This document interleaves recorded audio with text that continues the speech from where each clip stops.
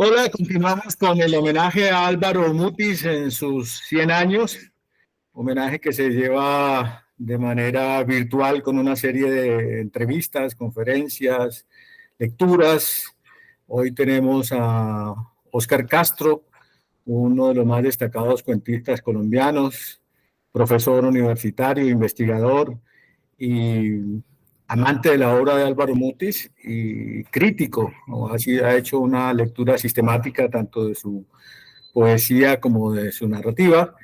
Y hoy Oscar nos va a hablar sobre la obra de Álvaro Mutis y un punto en particular, el cómo aborda, cómo se vive la muerte en su obra.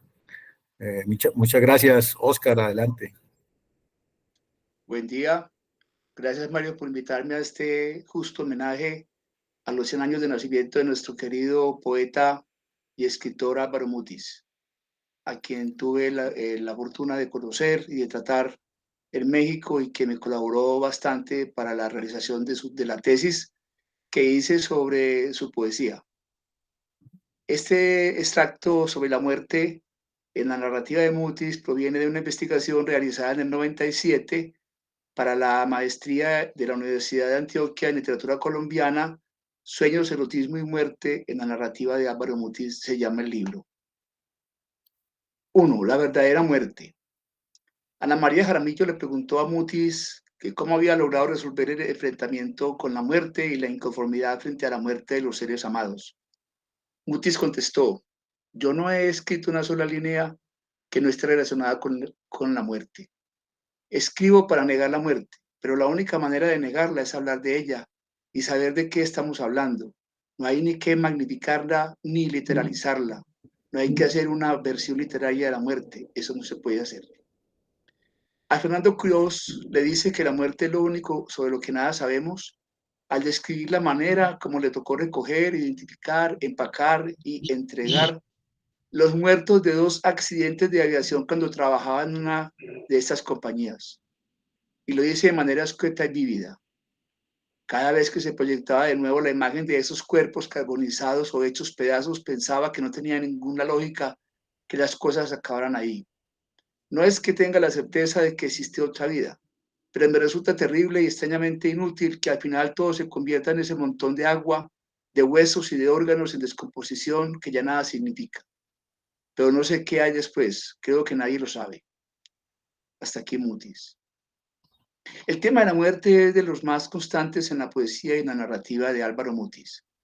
Quizás es mayor su presencia en la poesía que en la narrativa, y en esta es casi omnipresente en los cuentos y menos visible en las narraciones extensas, pero su presencia es verdaderamente significativa si se piensa en los efectos que trae o en las causas que la determinan en relación con los sentidos de las novelas.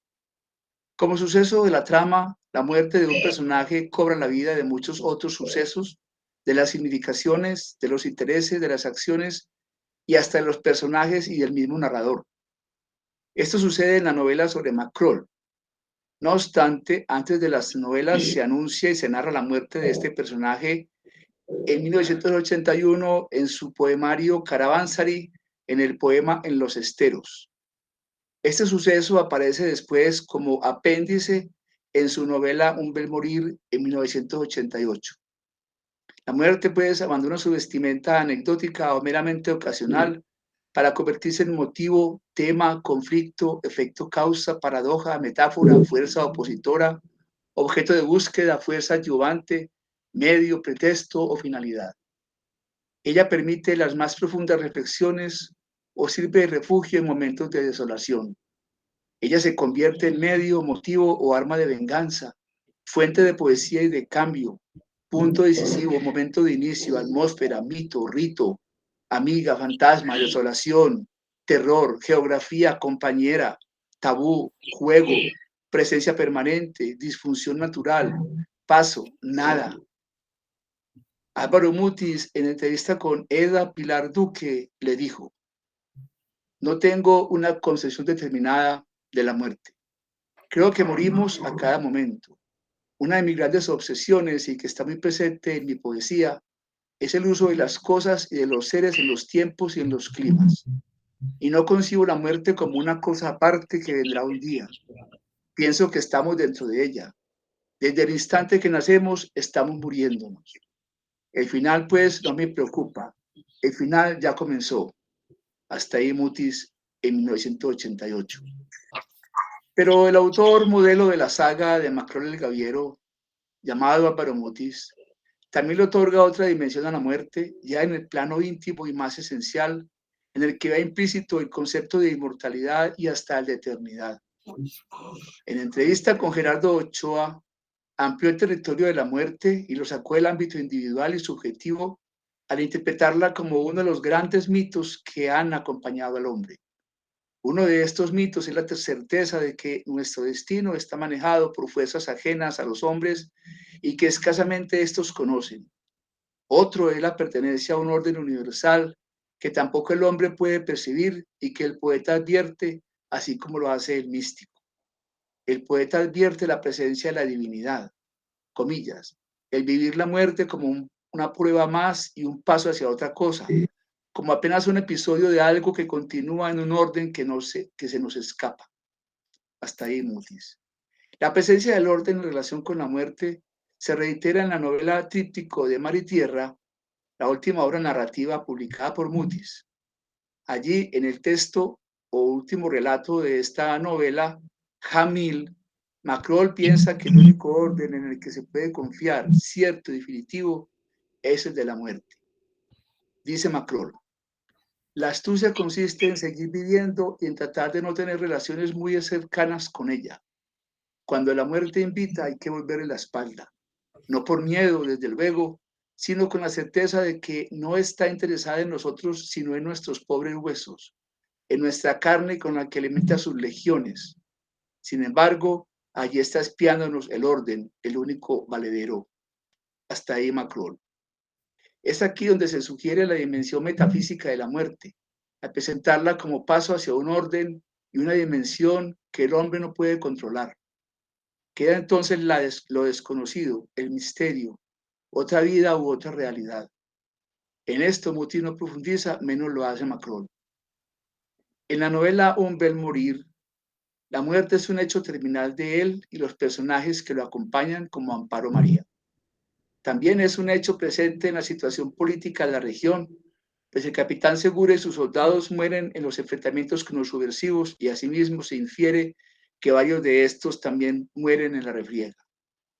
Pero sobre estos sucesos se sobreponen las reflexiones y diálogos que la mencionan como tema de análisis, de búsqueda de historias y de temores. Se vuelve al final la amenaza para todos, incluido el pueblo de La Plata. Es pues la gran opositora a los propósitos de Macrol y de los demás que tratan de vivir en ese lugar, como los Álvarez, Amparo María, Doña Empera, que quedan expuestos al imperio de las armas y de la muerte. Así que tampoco se trata de la muerte, sino de su significación, de los momentos previos, de las causas físicas y psíquicas, de los motivos que la generan en la sociedad, de los agentes que la provocan, de los ritos que la celebran y de los efectos históricos, culturales, individuales, simbólicos, artísticos, filosóficos y otros.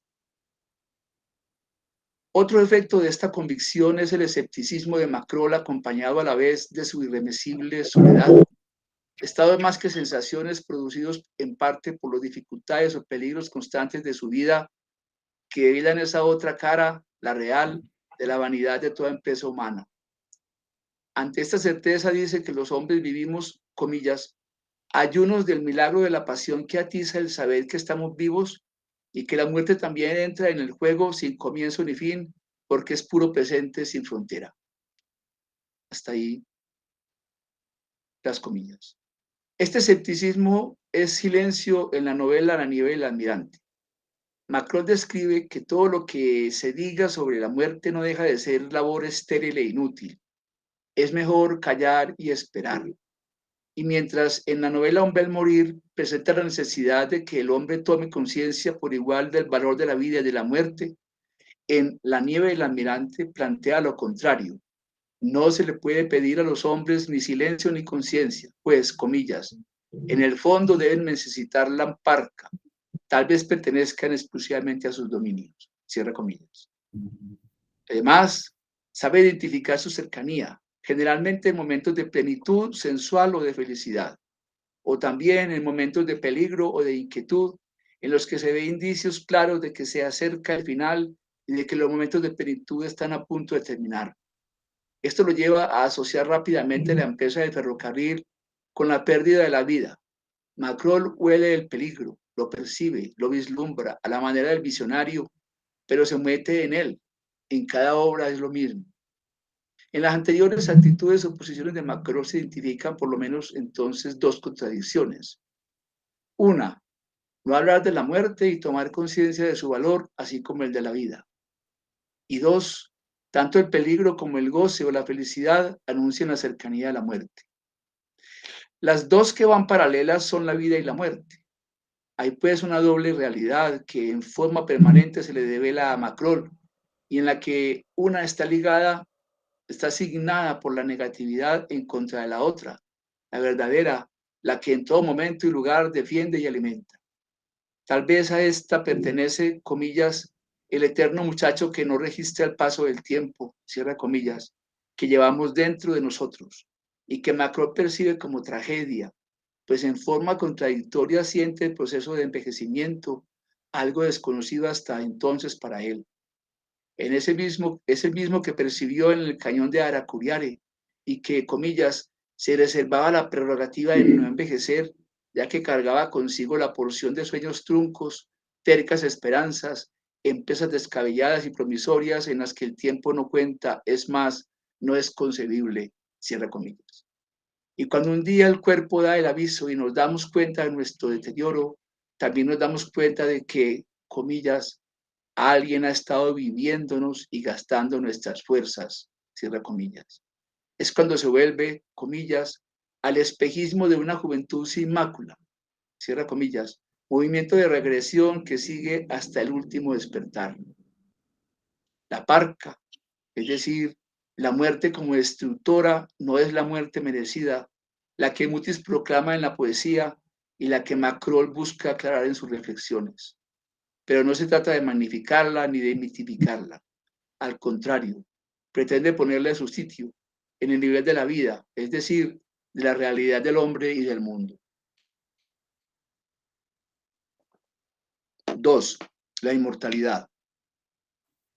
Lo que hay que creer es el hecho de la muerte histórica y cronológica de Macrol el Gaviero, Manuel la física, por tratarse de un personaje literario, ni de la literaria, puesto que solo después de su muerte, Macrol ha comenzado a vivir para el escritor, para los lectores y para el mundo de los personajes literarios que se configuran como típicos o arquetípicos. La sospecha de que el personaje siga vivo responde más a deseos inconscientes de muchos lectores de prolongar la vida de Macrol en el mito, en el heroísmo propio de novelas de aventuras o de relatos legendarios, que al proceso creador del personaje que desdice de su escritura del héroe clásico y que presenta al hombre existencial enfrentado con su destino, atravesado por el fracaso y la soledad y arrojado a la muerte en forma irrevocable. La inmortalidad es otro asunto también contemplado por esta saga, por el mismo Macrol y por quienes lo trataron de cerca. Pero lejos de esta realidad, considerarlo falso héroe inmortal, invencible y vencedor de la muerte, como si se tratara de un ser sobrenatural o supraterrenal. En la novela Amirbar aparece el tema de la inmortalidad de Macrol por los testimonios de su supervivencia ante muy diversos avatares. En el contexto, los acompañantes no descartaban la sospecha de cierta inmortalidad en él. A propósito de esto, Macrol le confirma al autor modelo y le dice, comillas, uno sirve a menudo de garantía contra la muerte y lo que hace en verdad es llevarla siempre a las costillas simulando ignorarla. Hasta ahí Macrol.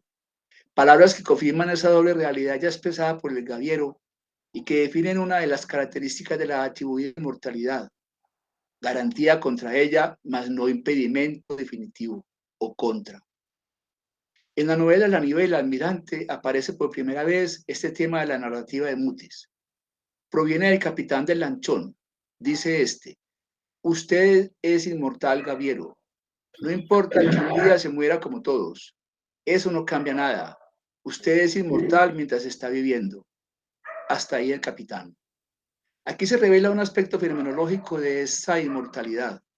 La inmortalidad está situada en la dimensión de la vida, no en la de la muerte ni en la del más allá.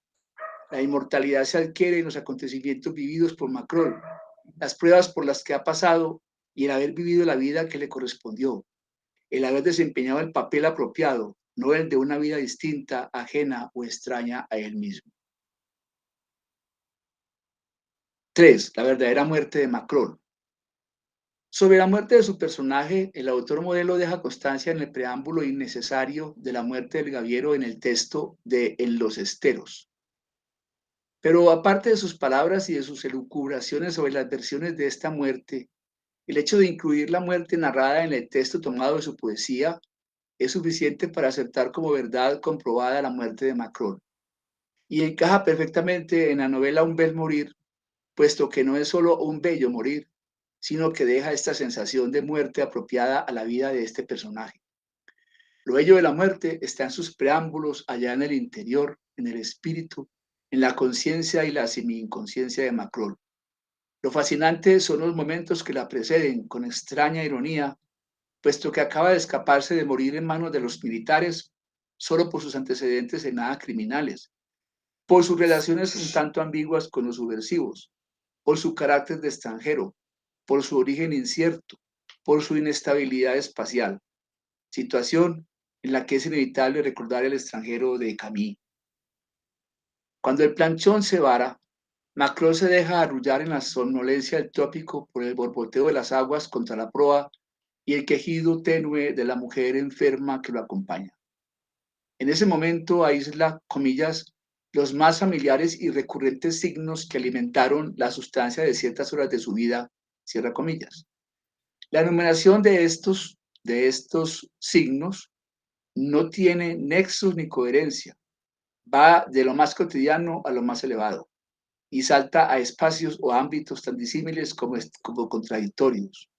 Predominan la sensualidad y el erotismo y los lugares y sucesos donde estuvo. También aparecen la evasión, la naturaleza, algunos recuerdos, la desesperanza, la historia y sus fantasías para variar en algo el curso de ella, sonidos, noche, soledad, extrañeza de su pasado. Es decir, ese otro que no ha dejado de reconocer, el encuentro con la muerte de otro, las esperas, el vacío de tiempo sin nombre y usado. En fin, comillas, toda esa vida a la que pide ahora en la sombra lastimada por la que se desliza hacia la muerte, un poco de su no usada materia a la cual cree tener derecho. Días después los encuentra, dice la novela. El gaviero yacía encogido al pie del timón, el cuerpo enjuto, reseco como un montón de raíces castigadas por el sol. Sus ojos, muy abiertos, quedaron fijos en esa nada inmediata y anónima, en donde llegan los muertos, en donde hallan los muertos el sosiego que les fuera negado durante su orancia cuando vivos. Hasta ahí la novela. Esta es la pintura de su muerte. La posición, la expresión, el lugar donde muere, la vestimenta, la dirección de su mirada, la soledad y la cotidianidad de esta muerte llegan al lector como un hecho preparado, esperado y justo. La actitud de Macron se compadece en forma casi perfecta con las sentenciosas palabras de Henderson y que esta es también la actitud de Macron en oración de Macron dentro de los conceptos de Jung. Dice Henderson, los que tienen que aprender a enfrentarse con la muerte pueden tener que reaprender el antiguo mensaje que nos dice que la muerte es un misterio para el que tenemos que prepararnos con el mismo espíritu de sumisión y humildad que una vez aprendimos para prepararnos para la vida. Hasta aquí, Henderson. En el diálogo en Belén do Pará, de la novela Abdul Basur, Soñador de Navíos, Macron dice respecto de la muerte que Jaime Tirado le tenía preparada a Abdul Basur. Dice Macron, se trata siempre de saber qué muerte nos espera. No me refiero al aspecto puramente físico o doloroso del asunto. Cada uno de nosotros va cultivando, escogiendo, regando, podando, modelando su propia muerte. Cuando ésta llega puede tomar muchas formas, pero es su origen, ciertas condiciones morales y hasta estéticas que deben configurarla, lo que en verdad interesa, lo que la hace, si no tolerable, lo cual es muy raro, si por lo menos acorde con ciertas secretas y hondas circunstancias, ciertos requisitos largamente forjados por nuestro ser durante su existencia, tasada por poderes que nos trascienden, por poderes ineluctables. Hasta aquí Macron. Esta extensa disquisición viene al caso porque reitera con más precisión ideas antes expresadas por Macron y por el mismo autor modelo a lo largo de la narrativa y también de la poesía, y anotadas a propósito de la muerte de Macron en los esteros. Muerte muy diferente de la que hubieran encontrado a manos de los militares en la cuchilla del Tambo, porque no era esa la que había preparado durante tantos años de aventuras. Ni la muerte que casi encuentra en Mindanao, cuando tuvo que matar al agresor después de recibir un balazo que le dejó la cicatriz que lleva en la cara. Esta ha sido la única ocasión en que estuvo a punto de recibir la muerte que no le correspondía, según le cuenta Macron a Abdul. La intertextualidad con la poesía de Mutis es tan sólida e intensa que basta leer el fragmento dedicado a la muerte en su poema Programa para una poesía para ver de qué manera la obra de Mutis ha cumplido este proyecto a través de Macron, esa especie de creación que Mutis quiso ser y no ha sido, o tal vez que teme ser algún día. Dice el poema: la muerte. No inventemos sus aguas. No intentemos adivinar torpemente sus cauces deliciosos, sus escondidos remansos. De nada vale hacerse familiar con ella. Volvámosla a su antigua y verdadera presencia. Venerémosla con las oraciones de antaño y volverán a conocerse sus rutas complicadas. Tornará a encantarnos su espesa maraña de ciudades ciegas en donde el silencio desarrolla su líquida especia. Las grandes aves harán de nuevo presencia sobre nuestras cabezas y sus sombras fugaces apagarán suavemente nuestros ojos. Desnudo el rostro, ceñida la piel a los huesos elementales que sostuvieron las facciones, la confianza en la muerte volverá para alegrar nuestros días. Hasta aquí el poema. ¿Acaso no es esta la imagen de Macron atado al timón con la mirada al sitio ideal de su búsqueda? Allí se ve en la actitud del hombre, el paisaje, el espacio y la atmósfera que le corresponden a la muerte en la poesía y ahora también en la narrativa de Mutis. Como se ve, predomina en estos elementos la positividad por encima de la negatividad con la que la cultura occidental mira la muerte y se enfrenta a su trabajo. La muerte como trascendencia en el sentido junguiano.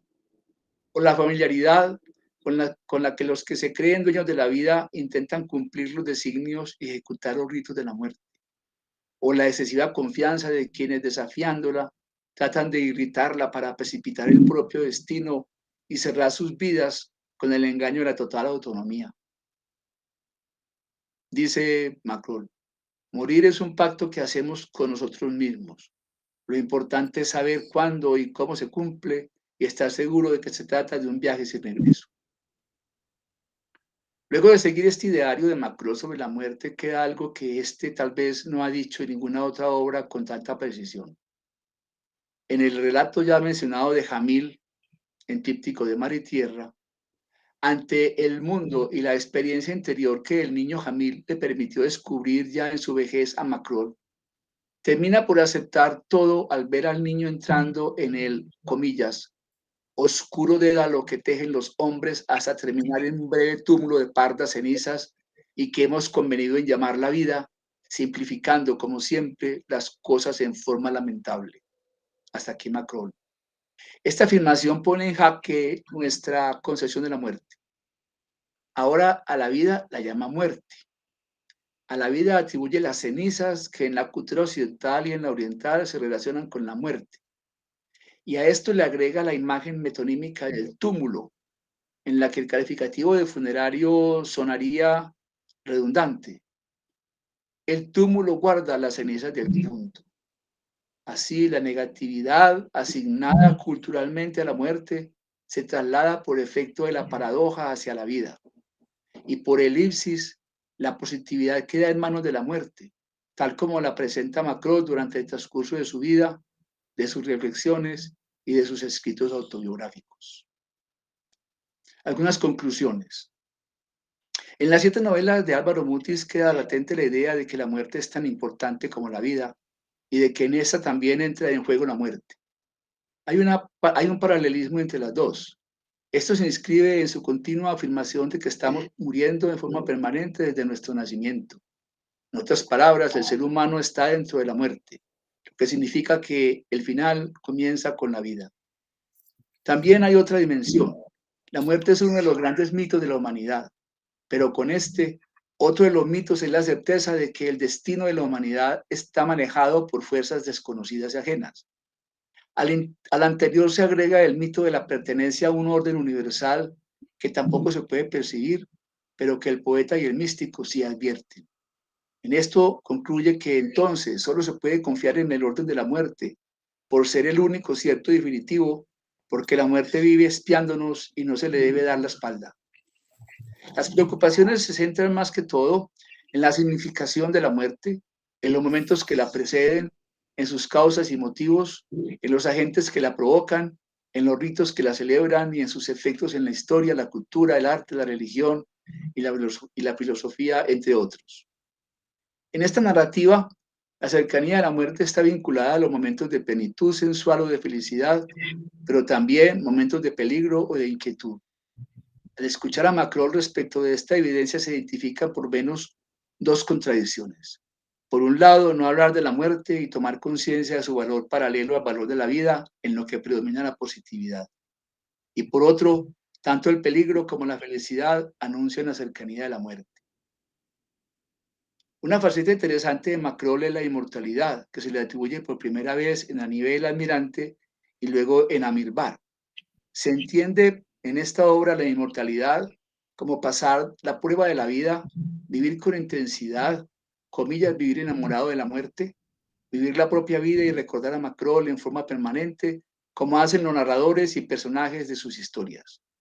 La muerte definitiva llegará cuando desaparezca el último que nos haya conocido y nos recuerde. Lo bello de la muerte está en sus preámbulos allá en el interior, en el espíritu, en la conciencia y en la semi-inconsciencia. Lo fascinante son los momentos que la preceden.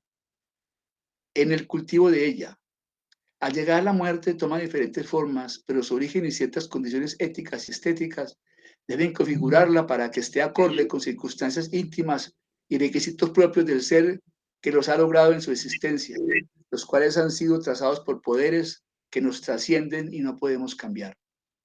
No se puede obviar en esta obra otros temas vinculados con la muerte y la posible trascendencia, como es el caso del destino, sobre el cual en esta novela se sugiere que uno va construyendo su propio destino, aunque más parece que el destino esté trazado de antemano. Y ahí que Mutis en sus obras nos plantee que hay que aceptarlo sin más. Dice Mutis, disfrutar lo que podemos disfrutar y aprender a amar de verdad las cosas, los seres, el mundo. Hasta ahí Mutis. Porque el destino es implacable. Desde la parte consciente, Mutis niega la base mítica del destino, al que atribuye de todas formas un lugar exterior y superior que imprime ritmo adverso a las decisiones humanas. Dicho ritmo no debe afectar la actitud del hombre en el mundo. Se trata de seguir la vida, porque uno es el designio del destino, otro el de los dioses. Macron no concibe el destino como lo entendían los dioses y los hombres griegos, pero sí ve a los dioses como los griegos veían el destino. Equipara pues estos tres elementos de la vida, el destino, el azar y la aceptación de lo que estas dos fuerzas ofrezcan al hombre. Nada de misterioso ni de metafísico tiene el destino o el azar, pues son como la vida. Y lo que ésta brinde hay que tomarlo con conciencia para no vivir como resignados. Así entonces, configura la estructura jerárquica superior al hombre, en la que los mensajeros apenas establecen nexos entre dioses y hombres, mas no entre estos y el destino. En esa jerarquía, arriba está el destino, luego los dioses, y estos envían mensajeros a la humanidad. Muchas gracias.